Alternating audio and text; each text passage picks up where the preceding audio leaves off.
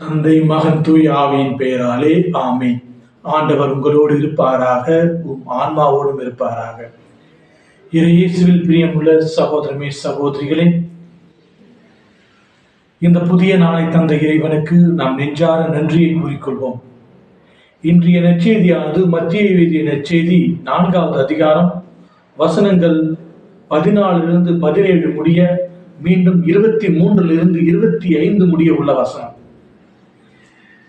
இன்றைய வசனம் நமக்கு கூறும் செய்தி என்னவென்றால், மனம் மாறுங்கள், விண்ணரசு நெருங்கி வந்துவிட்டது என்று இயேசு தன்னுடைய முதல் பரப்புரையை ஆரம்பிக்கின்றார். யோவான் கைது செய்யப்பட்ட பின் அவர் கைது செய்யப்பட்டார் என்பதை கேள்விப்பட்டவுடன் இவர் தன்னுடைய பணியை தொடங்குகின்றார்.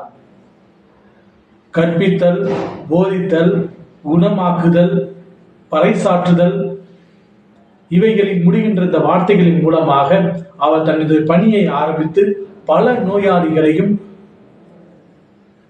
நற்செய்தியை பறைசாற்றி தன்னுடைய வாழ்வின் அர்த்தமிகு வாழ்க்கையை ஆரம்பிக்கின்றார் நம் ஆண்டவர் இயேசு கிறிஸ்து. அன்புமிக்க சகோதரமே சகோதரிகளே, நம்மையும் இயேசு தேடி வருகின்றார். அவர் நம்மையும் குணமாக்க தயாராக இருக்கின்றார். நாம் நம்முடைய வாழ்விலே இருக்கின்ற துன்பங்கள், துயரங்கள், சோதனைகளில் அவரிடம் சரணாகதி அடையும் பொழுது அவர் நம்மை குணமாக்குவார். அவர் நமக்கு விட்டு சென்ற போதையை நாம் பின்பற்றி அவருடைய அன்பு பிள்ளைகளாக வாழ்கின்ற போது இந்த வாழ்வு ஒரு அர்த்தமுள்ள வாழ்வாக இருக்கும் என்பதில் எந்த மாற்று கருத்தும் இல்லை. நாம் சிந்திப்போம், இறைவனோடு சேர்ந்து இந்த புதிய நாளை தொடங்குவோம். இறைவனுடைய ஆசீர்வாதமும் அருளும் நமக்கும் நம்முடைய குடும்பத்தில் உள்ள அனைவருக்கும் கிடைக்க சிறப்பாக ஜெபிப்போம்.